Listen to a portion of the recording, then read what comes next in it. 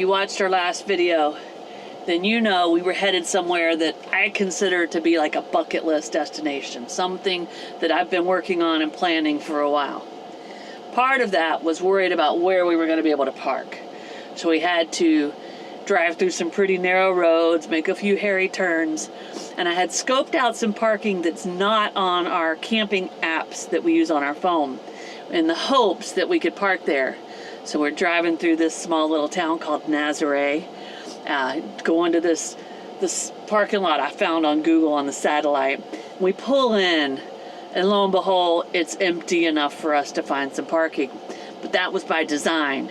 We came on a day where we knew the waves were horrible here, because we are at one of the most famous surfing destinations in the world, and if we came on a day where the waves were flat, maybe nobody would be here. That was my hope, and it paid off, didn't it, Kurt? Well, we have a really good parking place at a really epic spot, and let's just hope we don't get the knock. Yeah, we're hoping we don't get the knock telling us we can't park here, but there are no signs, and after we got settled and it got dark, another van did pull in next to us. Now, if you don't know what Nazaré is, don't worry, we're going to tell you all about it, but I had to tell you all about our experience getting here and getting parked, and it's almost time for bed, so hopefully we don't get the dreaded knock and we wake up tomorrow.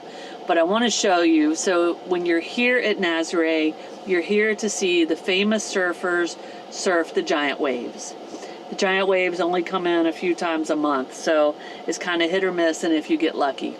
But there's this little pier you walk out on towards the lighthouse, and it's pedestrian only. You have to walk down there, and that's where you watch these surfers on these crazy big waves. But I want to show y'all right outside our window. We're literally parked as absolute close as you can get to the pedestrian area, because that sign right there, that's where you walk out there and watch them. We are super, super close. But with that, we'll see you in the morning when we wake up, checking the surf reports and seeing if any surfers are out there. We're here for a few days, hoping we catch the waves. But it was an adventure getting here, wasn't it? We're in a good spot. I'm excited. We'll see y'all in the morning.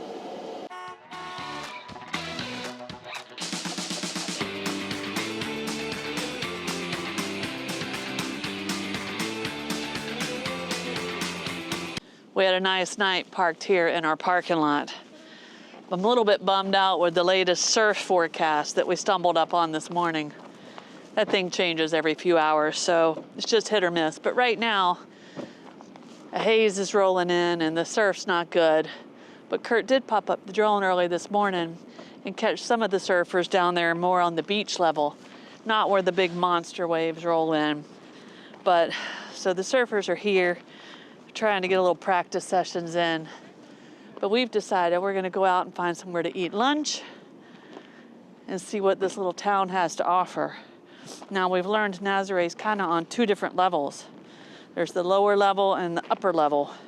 I don't know if that's what they call them, but we are on the upper level, and they have like a cable car that'll take you up and down from the upper level to the lower level.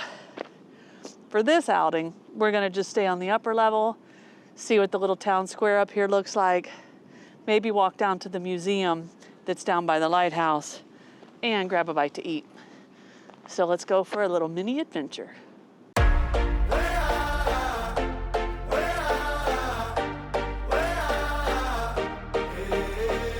Hope you never get lost at sea, but if you do, I'll help to guide your way. Hope you never lose faith in me, but if you do, I'll find another way. It's hidden in the treasure, man, you find it. My darling, I hope to keep you smiling. There's room for everybody in the garden. I'm calling, just come and see me, darling. Yeah. Whoa, whoa. Together we can share the stage. Whoa, whoa.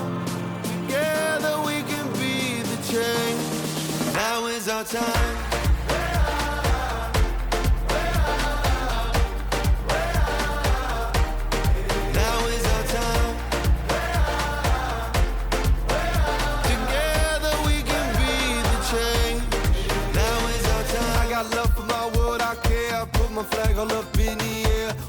something we made right here. We got something we made right here. I got love for my tribe, I swear. Raise your hearts all up in the air. Feel the love that we made right here. Feel the love that we made right here.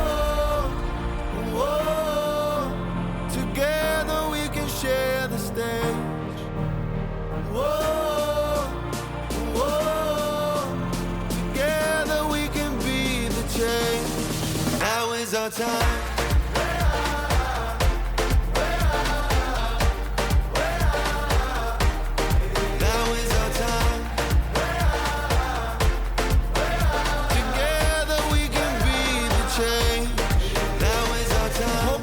Get lost at sea, but if you do, I'll help to guide your way. Hope you never lose faith in me, but if you do, I'll find another way. Whoa, whoa, together we can share the stage. Whoa, whoa, together we can be the change. Now is our time.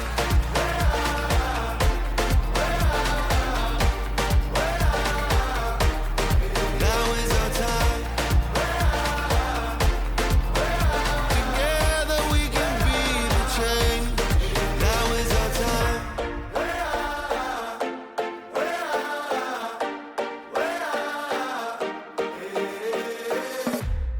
We're taking the easy way down to the museum, to the lighthouse. Kurt walked down there this morning and said it was pretty far. So tuk-tuk it is.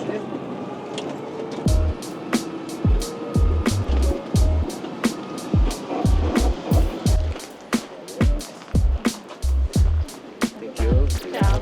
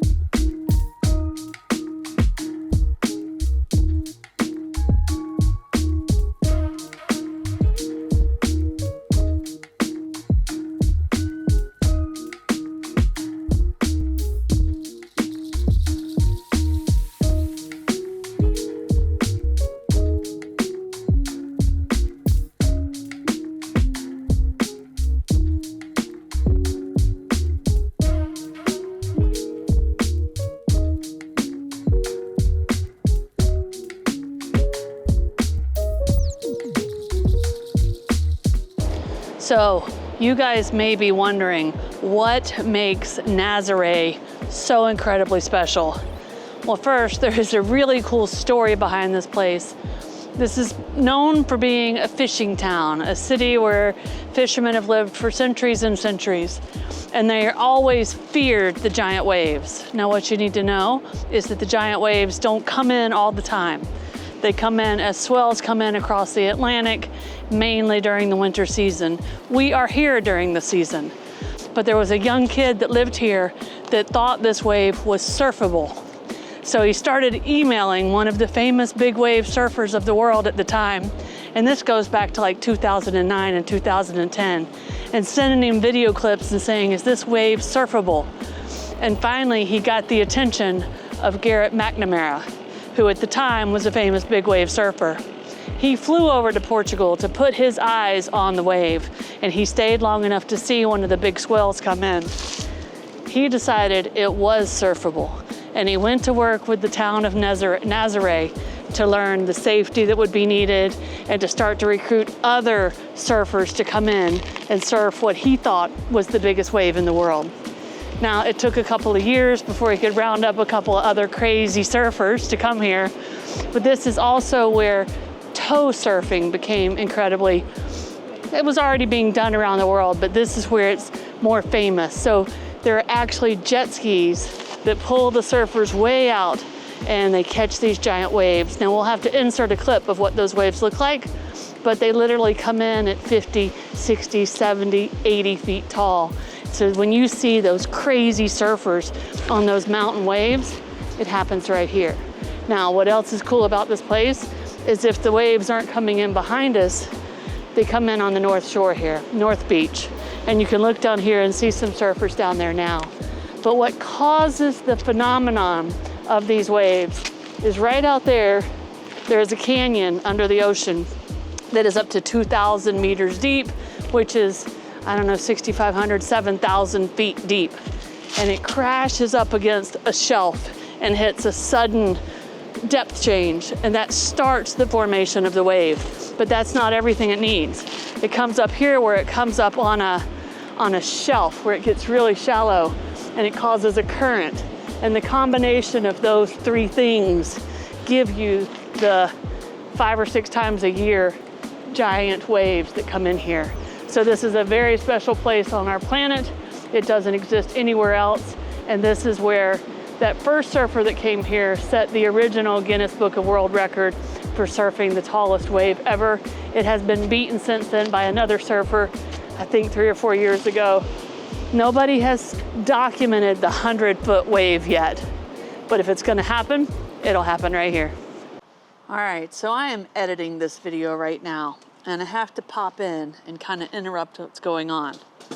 I literally just told y'all that if the biggest wave in the world has ever surfed, it would be surfed here at Nazaré.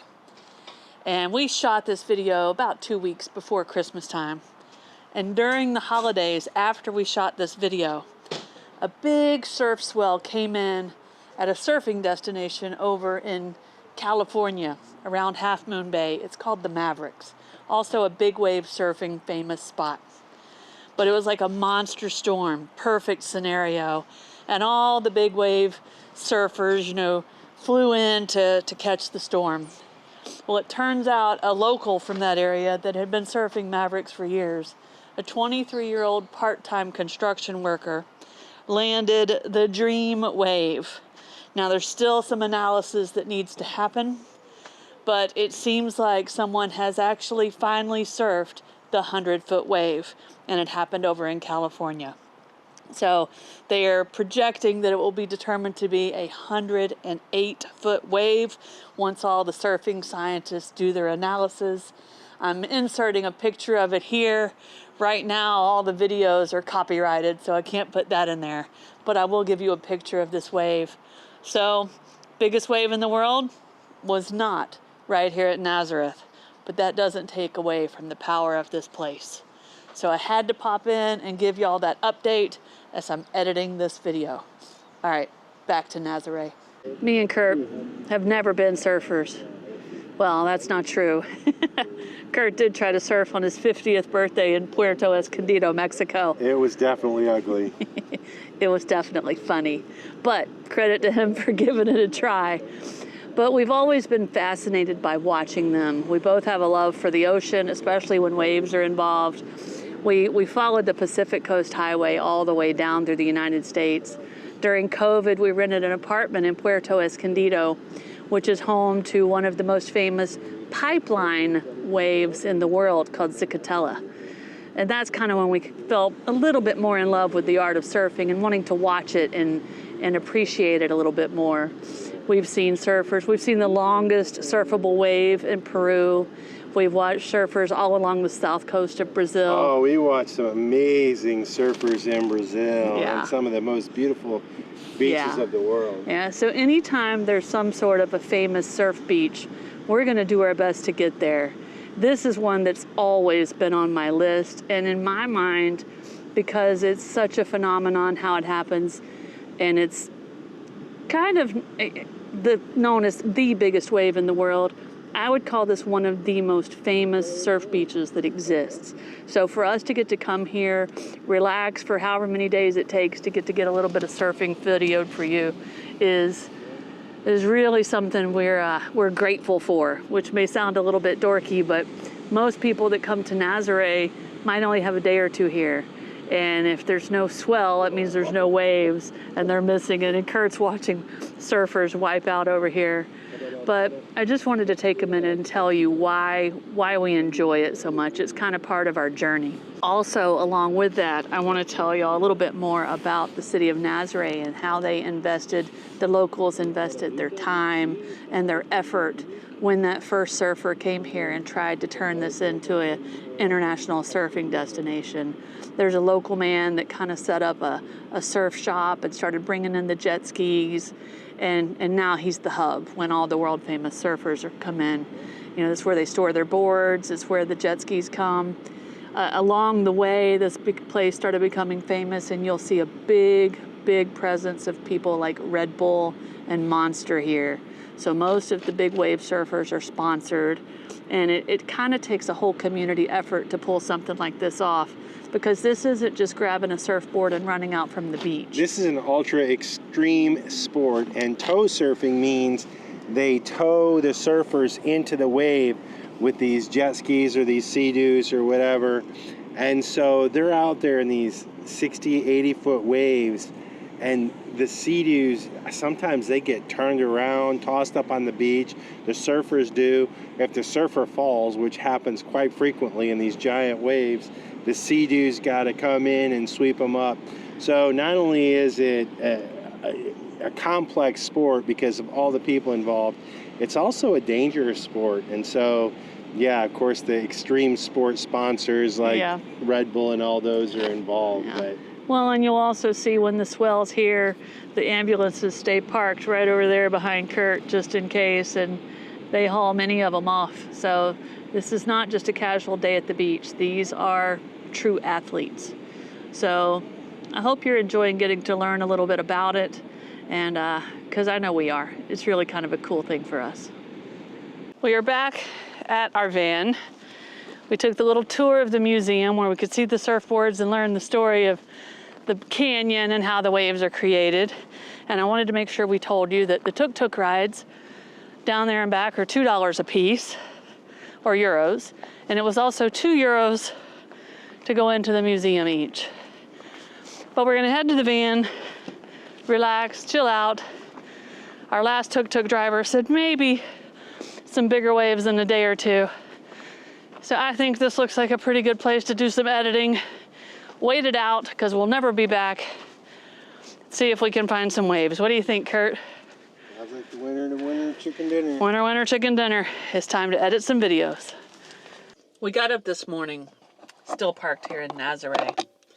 And we've actually been here for 5 nights, guys. Waiting on the possibility of some big waves to come in.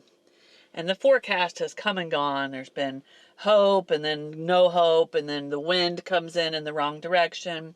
And it's really kind of hit or miss. And it looks like this morning is going to be our best shot at any kind of a wave that requires the jet skis to pull the surfers rather than just surfing straight from the beach.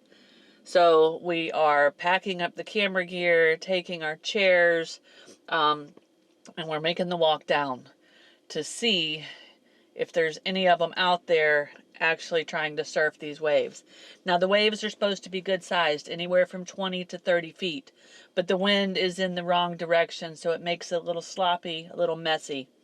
So if anybody's out there, they're probably going to be some more experienced people. So as we get closer down here to the beach, we see it's a Sunday, so there are a lot more people out, and you can tell that when there's a chance of big waves, more people come down just with the intention of trying to watch people surf these waves.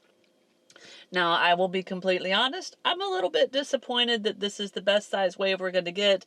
There's nothing in the forecast for the next week, so as soon as we're done with this surfing session, we're out of here, we're southbound, and we're leaving Nazaré. So we're going to take what we can get and be happy that we get to see any of this, because as we get closer, we definitely see several Sea-Doos out in the water, and it looks like a couple of them trying to do some surfing. So let's take a look, guys. This is what we came for. One thing I want to point out, that these waves are so dangerous to surf that you don't just go out with yourself. Well, when they're this size, you don't just go out with yourself and one jet ski to pull you into the wave.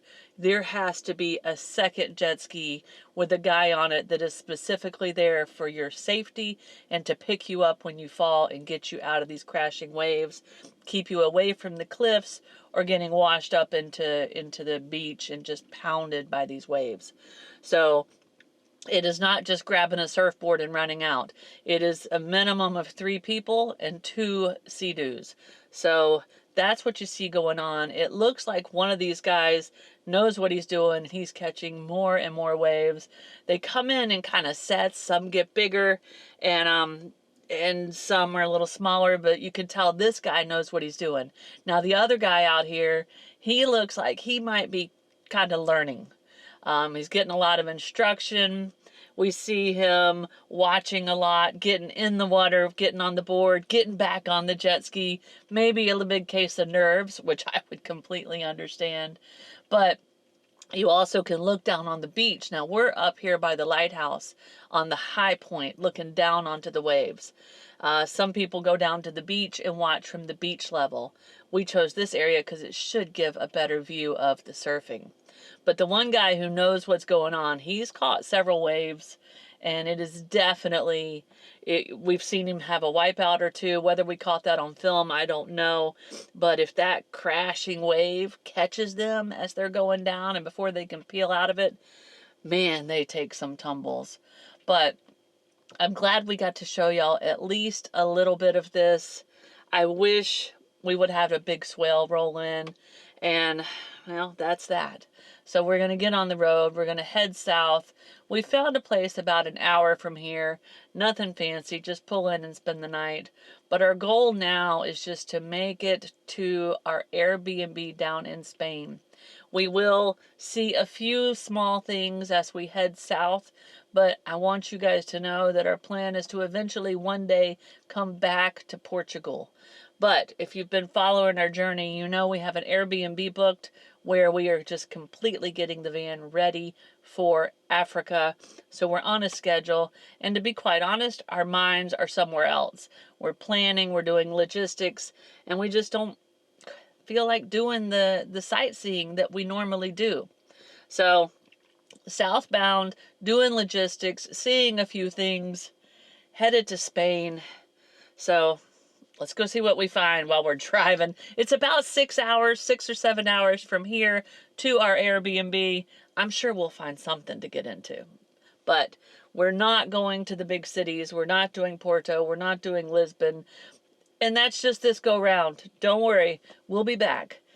Portugal deserves our attention when we're more focused on seeing some cool stuff. But for now, it's just utilitarian. Southbound to get to our Airbnb, where the real excitement is going to be as we start doing some big things for the van and for ourselves and getting ready. So let's go, guys. Southbound. Closer and closer to Africa. Good morning, everyone. I've got to tell you, I am super pumped today. And the reason I'm super pumped is, well, I'm at a bird observation place just outside Lisbon. And as our timing turns out, this is the time when all the birds from Northern Europe, well, they come migrating south and they come through here, a lot of them. And the birds are here supposedly, so I'm pumped about that. And we're at an estuary. There's even owls supposed to be out here, but there's all kinds of birds. We saw them coming in. What's cool is we came in through these giant rice fields, and of course at this time of year all the rice fields are harvested, and so it's just kind of wet and mucky out there, and some of the farmers are kind of working them to get them ready for planting time. And so anyway, the birds just come around in masses. I guess maybe for worms or whatever that the farmers are picking up. But in any case, I'm pumped. We're gonna have a day in the nature, a day looking for birds. I'm headed up to the observation place right now, and you can see the big building up here. But it costs $14, and for a self-guided tour, We could get a cart and get a guided tour for me and Snow. That would be 36 euros, but Snow's not feeling well today. So this is gonna be a solo mission. It's just gonna be me, the birds, and you guys. And what is the name of this bird? This is a chiffchaff. Chiffchaff. Common chiffchaff. Common chiffchaff. So there's a series of roads that wrap around these estuaries. And you can take the golf carts, or the carts, they're not golf carts, but you can take the carts, or you can walk it and do a self-guided tour, which is what I did. But as you walk around here, and you come up on these blinds, these bird blinds, and you can go in and you can see various points of the estuary, and you can stop, and they're pretty much closed in. And one thing I've learned about these birds here is they're really skittish. So you gotta be really quiet, and you gotta kind of hide in those blinds. And well, you only see what flies by or plays in the water. So we're gonna move on to our second blind and see what we can find. Now, one of the biggest problems with these tours, and you can see these guys are on, is when they come in these, they move around and shake your camera, and they also are chattery. And so I like to hear the sound of the birds without all the noise and all the chatter. So I might have to work back my other way and see if I can get some quiet. Look at this. Oh, there's a bunch of birds out here.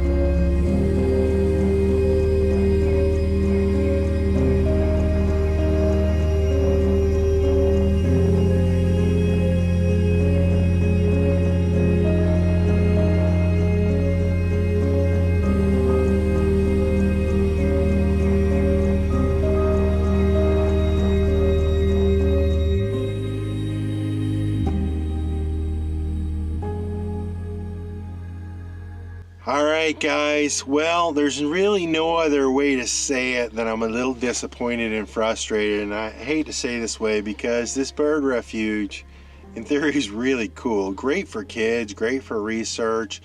And the ride out there, we saw so many amazing birds. And even in the reserve, I saw some. But there were some people there that were loud, shaking the thing. And it just was frustrating. And it was nice to be out in the nature, and I did get a few good shots, but can't help but tell you that I'm a little bit disappointed in the whole deal. And I think, you know, timing is everything, and boy, my timing today wasn't so great. But we're gonna go grab some lunch, and yeah. So we headed south, saw some birds on the way out, and I don't know if Curt told you guys. I know I haven't told you. I just hung back in the van today to rest and get some work done. But on our drive south, once we did get out of the bird reserve, We were headed to a restaurant that Curt had found online that looks really, really, really good. But we started seeing these really cool looking trees with like the bark had been removed. And then we remembered that we had heard that this is like a cork production area of Portugal. So we had to do a little research, and we found out we are indeed in the cork farm area of Portugal. They're not called cork farms. They're called cork oak forests. And of course, the star of these farms is the cork oak tree. This remarkable tree has a thick, fire-resistant bark that is harvested for cork production. The harvesting process is sustainable as the bark regenerates itself over time. Now, it takes 9 to 12 years for the cork to regrow. And when it's harvesting time, it takes experienced workers that use specialized tools. It's not just something you come out and rip the bark off these cool trees, because these trees can live for centuries. So you want to protect them as you're removing the cork. I know we all know what cork is, but a few examples would be wine bottle stoppers, cork flooring. They use it for insulation, tons of stuff. And what we've learned is Portugal is actually the leading producer of cork worldwide. So this is a major thing for Portugal's economy. And the trees, they look freaking cool. Well, we made it to our restaurant that we were super excited about. And the theme of this video is definitely turning more and more into bad timing. Curt walked up there, the parking lot's full. So we were even more excited, because that usually means really good food. But for us this time, it means restaurant is full. And it's even booked tomorrow, isn't it, Curt? It's booked tomorrow, and this place has a buffet of all different kinds of authentic Portuguese food, and it's out on this big giant equestrian ranch, this beautiful place, kind of out of town, not in the city. And well, they were closed after lunch. The restaurant was full. I could see the buffet. The food looked amazing.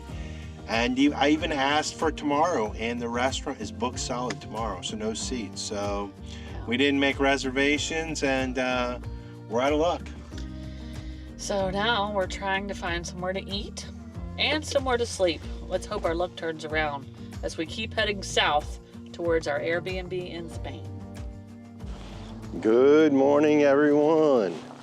Well, I gotta be honest, we were able to shake it off. And I know this video has been about bad timing, and it is true, our timing has not been great.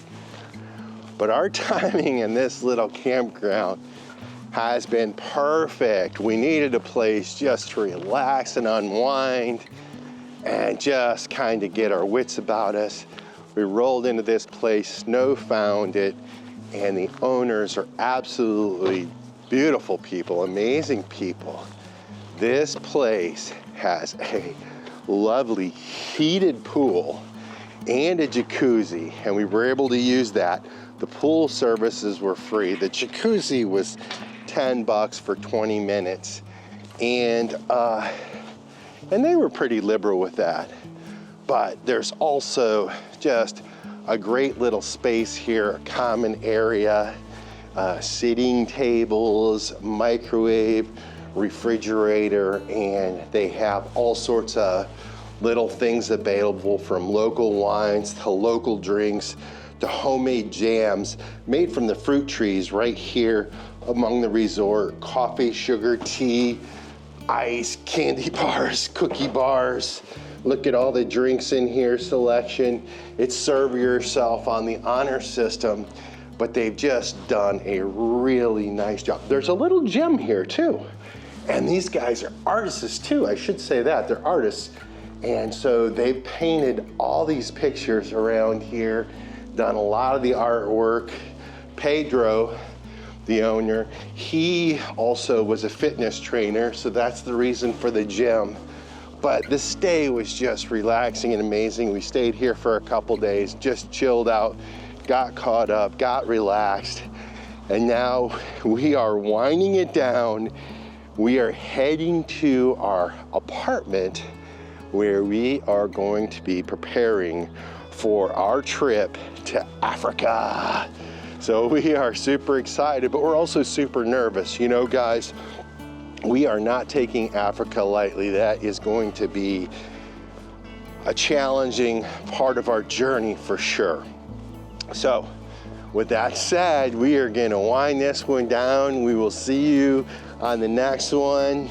Thanks for supporting us, guys. We need you and we love you. Take care. We'll see you on the next one. Cheers. If you like this video, be sure to subscribe to our channel and hit that notification bell so you guys know when we put out new videos. And don't forget, you can always follow us over on Instagram to see what's going on in between videos. Cheers, guys.